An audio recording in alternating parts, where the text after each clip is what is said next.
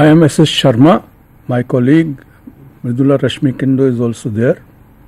Today we shall talk about writing summaries. Being able to summarize is a skill needed extremely both in studies and in life. Quite often we have to send telegrams where we have to give the message in as brief a way as possible. Sometimes people make long speeches or write long drawn out letters or write reports which are too long, and then somebody is needed to summarize that. Somebody is needed to crystallize the ideas that are there. So basically, summarizing amounts to giving the crux of things, the core matter. Pronouns, for example, saying he in the place of the man in the blue hat is a way of shortening proceedings. Now the same thing is being tried in précis writing and in summarizing. Some basic steps are always helpful. I'll list some of those steps. After that, my colleague Mridula would read one of the original longish passages, and then she would read a summary of it given in your course. But that doesn't mean that there is a one-to-one correspondence between what is there in the resultant passage given in your course and the way you would summarize the passage. You have full liberty to go about it in your own way. Only thing is that certain basic things, if you follow them, that is a big help. So I'd list some of the things which should be done if one wants to do a good summary. First, avoid things like, in other words, to tell you the truth, after all is said and done, in the ultimate analysis. These things are there, these expressions are there figuratively. They are there for the sake of ornamentation. Sometimes certain expressions are there for the sake of emotional emphasis. A summary usually drains itself of all such expressions and gives you the dry core, gives you the dry crux of things. I would now request my colleague Mridula to read one of the longish original passages. After that, she would read the summary, and then I would discuss that. The great river Nile flows gently in its course through the hot plains in the first half of the year. But later on, when the melting snows and the rains on the mountains far to the south swell its tributaries, the Nile overflows. It spreads rich, muddy soil from Ethiopia over its valley and forms deep stretches of green, fertile lands along its banks. The settlers found that in the soft, rich earth, barley and wheat and other crops could be planted, even without the use of the plough, and they began to make many settlements of farmers. They used stone implements for tilling the soil and flint for their weapons, and as time passed, they learnt the use of copper. The great river Nile flows gently in its course in the first half of the year, but later on it overflows. It spreads rich soil over its valley and forms fertile lands along its banks.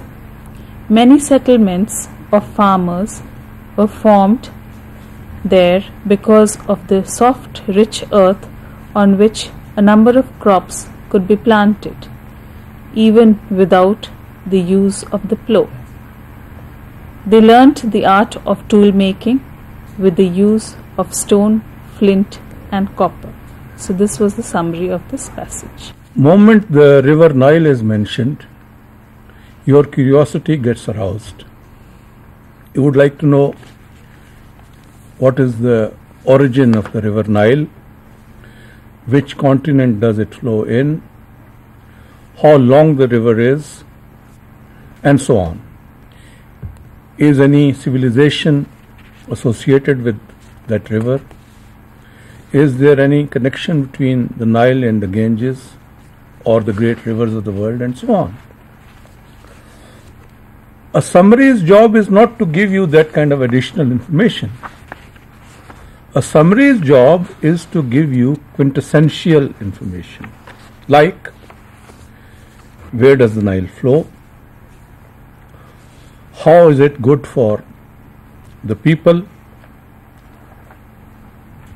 or the lands through which it flows, and what is the result in terms of the lifestyle of the people of the flowing of the river through that part of the world. Now, when we make a summary, we try to do away as far as possible with the complex structures, compound sentences, long drawn out sentences. Then what do? We stick to simple declarative form. Now what is meant by the simple declarative form? The simple declarative form would be, it's hot today. I am not feeling well. The Nile flows through Africa. Right? Now, if you want to make it a complex sentence, you'll have to add so much of information within a given sentence. Right? A complex sentence is the result of joining together pieces of information which are contained within simple sentences, and then as a result of joining those simple sentences, making a complex structure.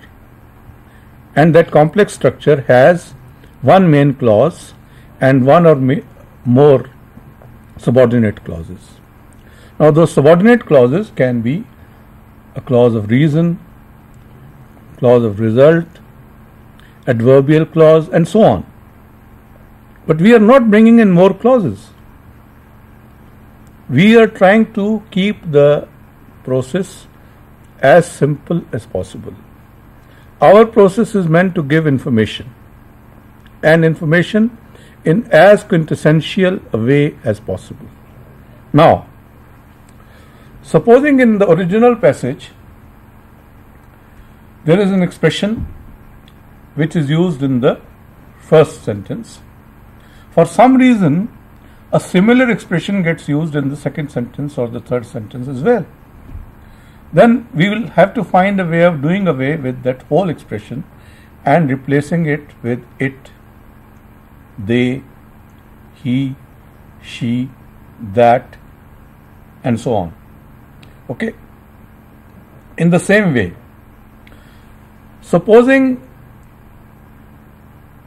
for explaining a verb, an adverbial clause is given which is too long and which is there largely for the sake of ornamentation, then we'll simply give that verb. We'll simply say this happened. The machine works. We won't use any figurative expression to tell you how does the machine work. We won't go into the minor details. The summary largely sticks to the major details, the quintessential information. Now, in the original passage, there can be some sayings, some proverbs, some words of wisdom, some story, some parable. The resultant passage, the passage which is the result of your summarizing, must get rid of all this. Let it sound as bare as possible. Let it sound as bald as possible. It doesn't matter.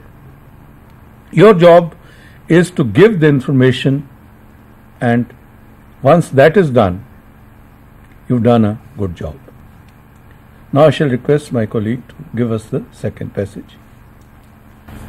The second passage is titled Plants. First I'll read the passage and then I'll go through the summary. People depend on plants for their existence. Plants in the form of seeds, especially grains, are important to people because they are the principal ingredients in most people's diets.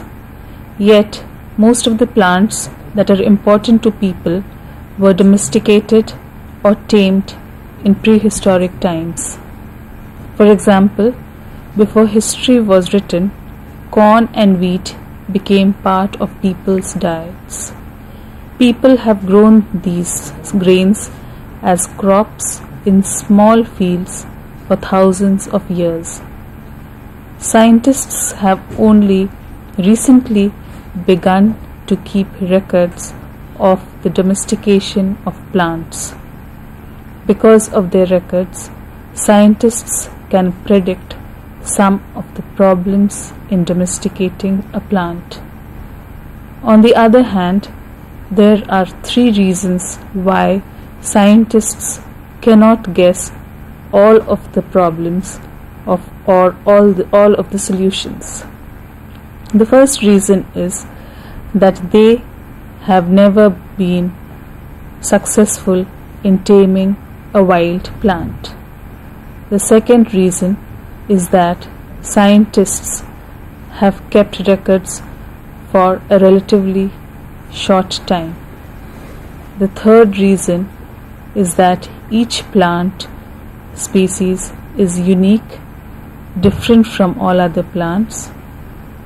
The jojoba is an example of a plant that scientists are trying to domesticate.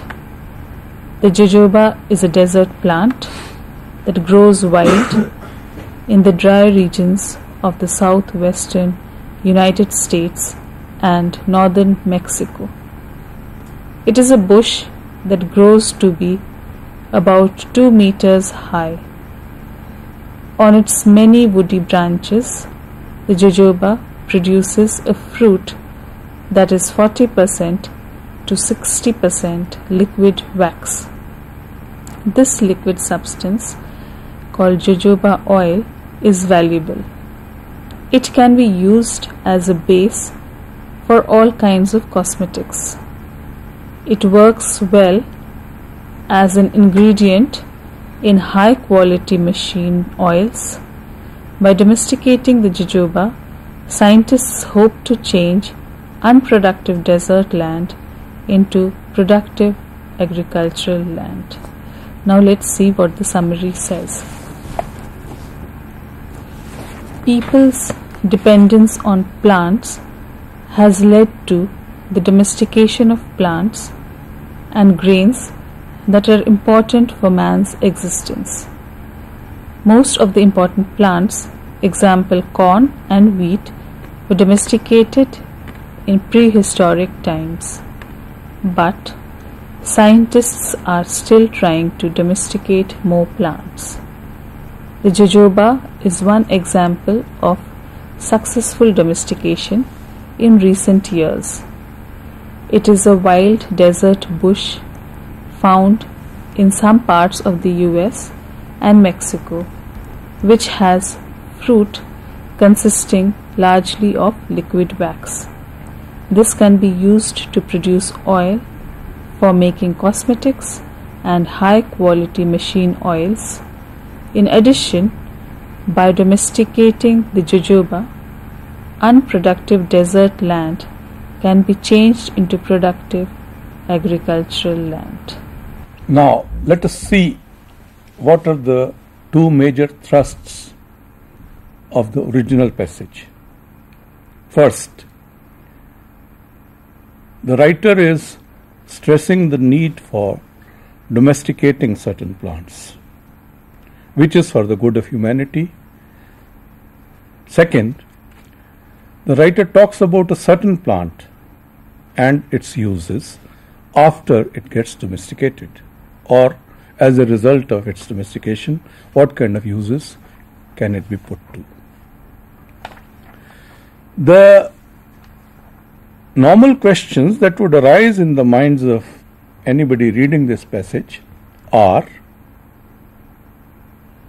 where does the jojoba grow? Does it have medicinal properties?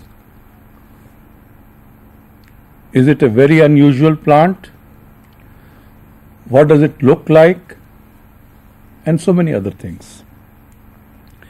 As a result of reading the first part of the passage, the reader will think of so many things like: why is there need for domestication of plants?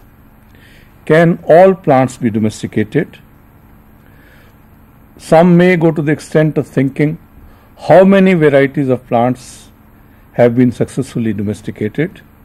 What are some of the examples of domesticated plants around us? And so on.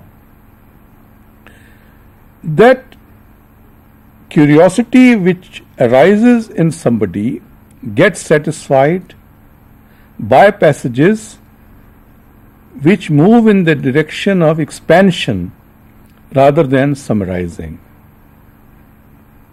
So many passages try to quench the reader's thirst for trying to know more and more about things.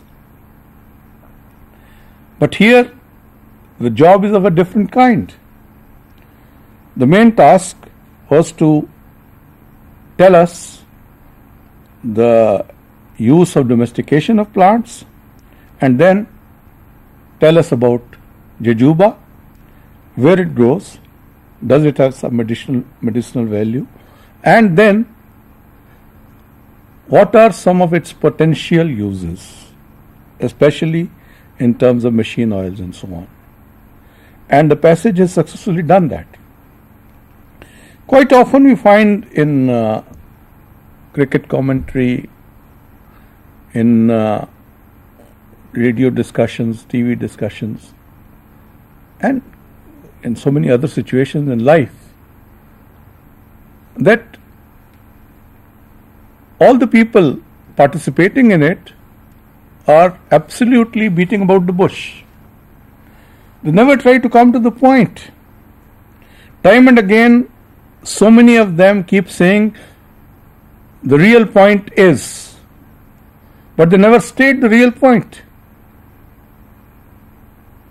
This is the sad state of affairs.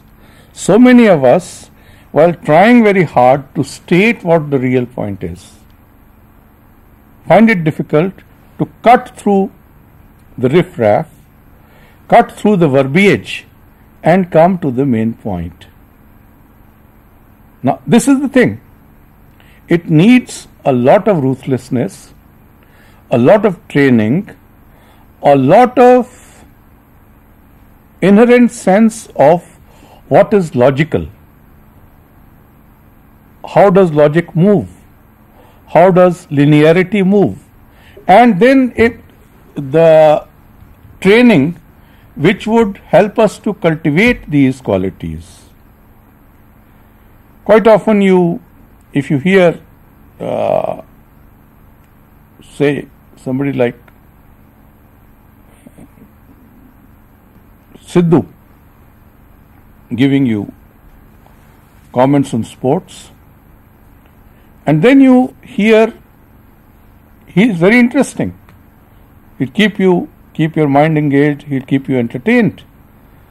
And then you hear the comments of, let's say, somebody like Sunil Gavaskar, and you find a sea change, you may find Gavaskar's comments little dry, but they are absolutely to the point.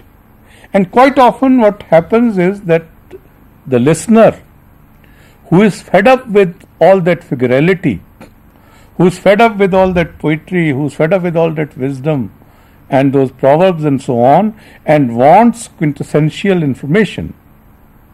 He wants to know some basic technical points of the game.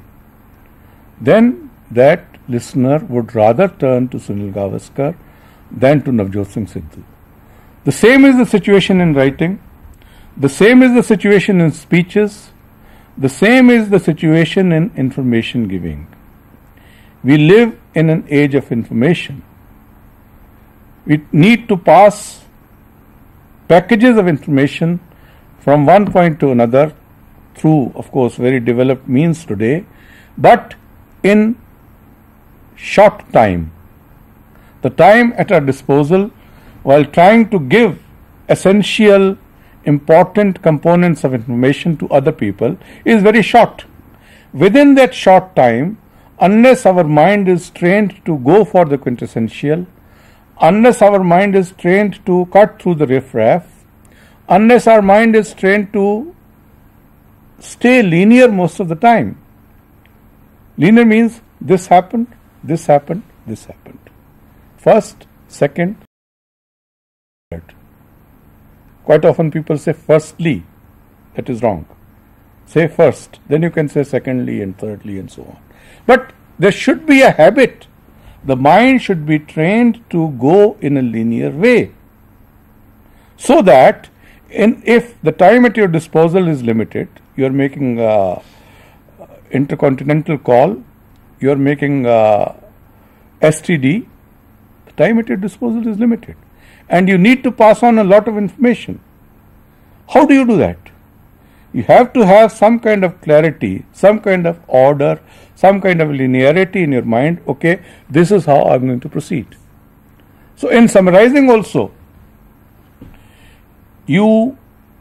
supposing the most usual form of summarizing in exams is précis writing.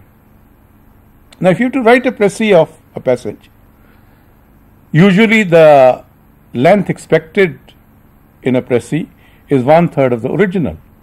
Okay. Now you have a rough idea. Sometimes they even give you how many words are there in the original.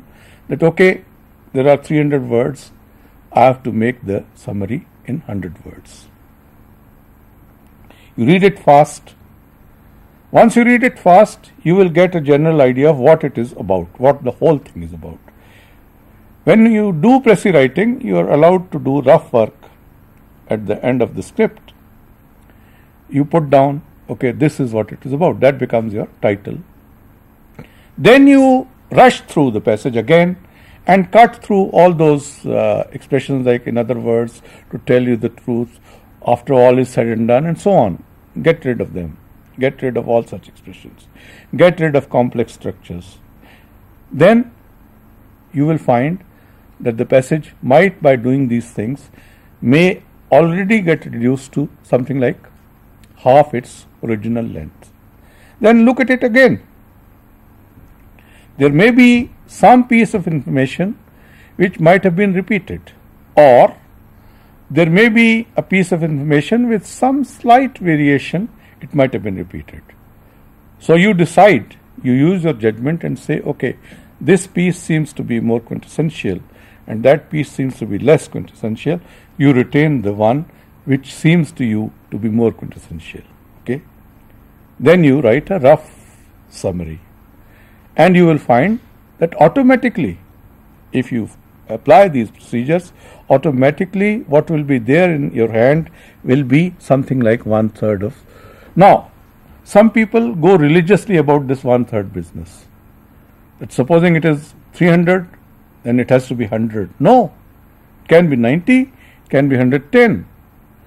Anywhere in the exam, if you are given a word length, word limit, never be very religious about it.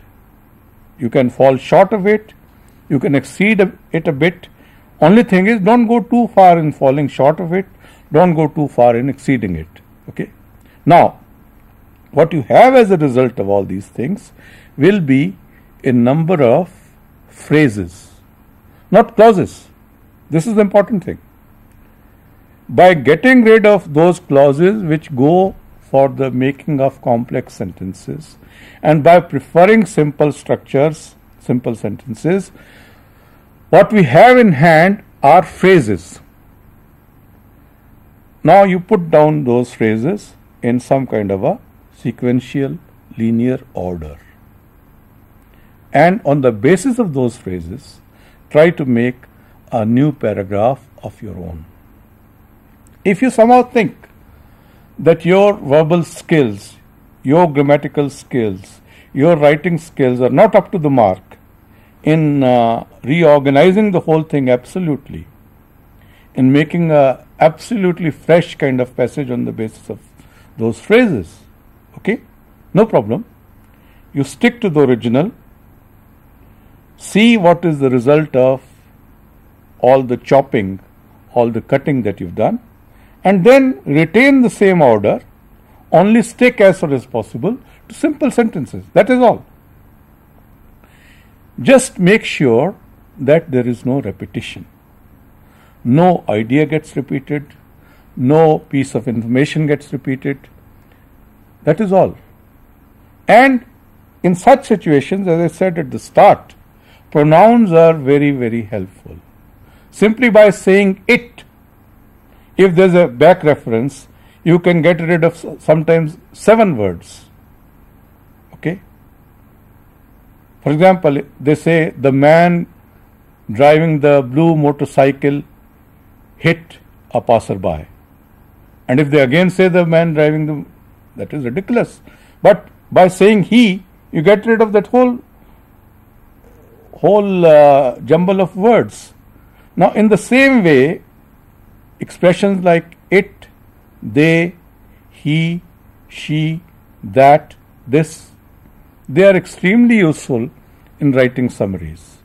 After you have put it together, if you feel that it looks a little rough, if you feel that it looks a little untidy, don't worry at all. A summary is meant to look like that. It is not meant to look beautiful. It is not meant to look ornamental. It is not meant to interest a person, amuse a person, or entertain a person. Its job is information giving in as precise a way as possible. The third paragraph is titled Earthworms Back in the Garden. Earthworms are the answer for every garden problem, according to Harold John Weigel. They increase crop production, turn and freshen soil, and produce faster growth. Simply take care of the earthworms, and the earthworms will take care of the garden. Weigel is extremely enthusiastic about earthworms. They are tremendous creatures, the intestines of the earth, Weigel says, quoting Charles Darwin. Weigel is so excited about the benefits of worms that he is writing a book about them. He gardens using thousands of earthworms. He has persuaded his wife to put worms in her houseplant pots. He even suggests eating worms, which he claims are 70% protein. He has dreams of armies of earthworms helping to replace topsoil in the country. It is a fact, he says, that topsoil is disappearing every year through erosion. Wind and water carry away the soil, and nature needs centuries to replace it. Within 1 year, 1,000 earthworms and their descendants can change approximately 1 ton of organic matter into one of the highest yield growing materials known, according to Weigel. Worms eat organic material and produce what is known as worm castings. If 1,000 pounds of worms are working 1 acre of land, every 24 hours they will produce 1,000 pounds of castings that function as a high-grade topsoil. Weigel said, they produce the same amount of topsoil in 1 day that nature could produce in 700 years through decomposition and erosive forces such as wind and rain. Planting gardens in worm castings offer plants more than just all the necessary nutrients. For example, castings are very porous and water flows easily through them. They are very absorbent, being able to hold water easily. In addition, worms tend to be happiest around the roots of plants. Water can then flow directly to roots through the worm channels. The worms channels also give air to the plants because the worms dig in the soil. They create a planting area of even consistency. Thus, the earthworm act as natural plows.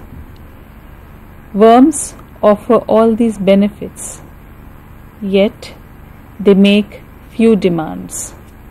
They need only moisture, darkness, and food from the soil. Weigel gets his information on the benefits of earthworms from books and from the Worm Growers Association. That little known group, which is active in many states, suggests that commercial farmers reintroduce earthworms in places where they have been killed through the use of synthetic fertilizers and other gardening chemicals. Now I'll read the summary to you. Earthworms are the answer for every garden problem. They can increase crop production, turn and freshen soil, and produce faster growth. Earthworms, it is claimed, are 70% protein, so they can be eaten. They can replace topsoil, which is disappearing every year through erosion. Within 1 year, 1,000 earthworms and their descendants can change approximately 1 ton of organic matter into one of the highest yield growing materials known.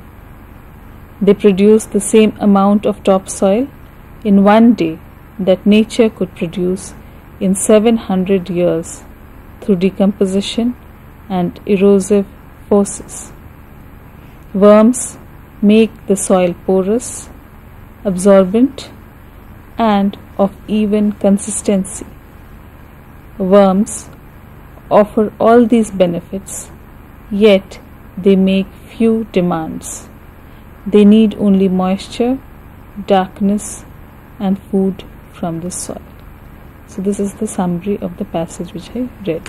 As you can see, this passage is about the way earthworms are useful to farmers. Now, what is the writer trying to say? He is saying that there is need for farmers to reintroduce earthworms into their system, and earthworms mainly have been killed as a result of various kinds of fertilizers. And in the original passage, some names are brought in. Now the thing is that when some names are brought in, some examples are given, some references or research references are made, and expressions like "for example" are used quite often, then what does the summarizer do? he should avoid names. Names should be used when absolutely unavoidable. 1. 2.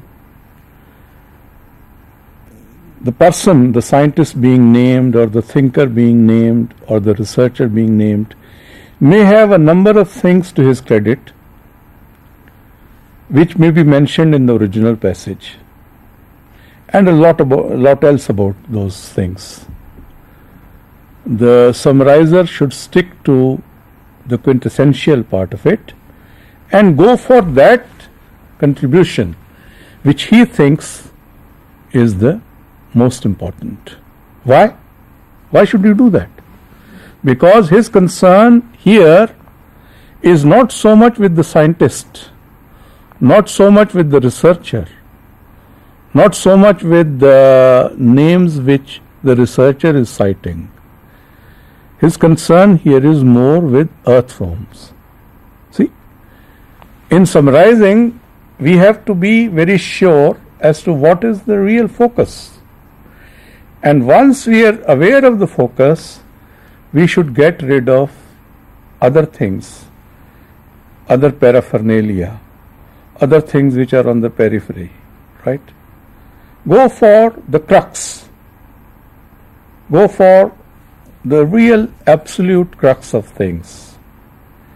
Now, quite often what happens is that it is easier with the scientific passage to go for the crux.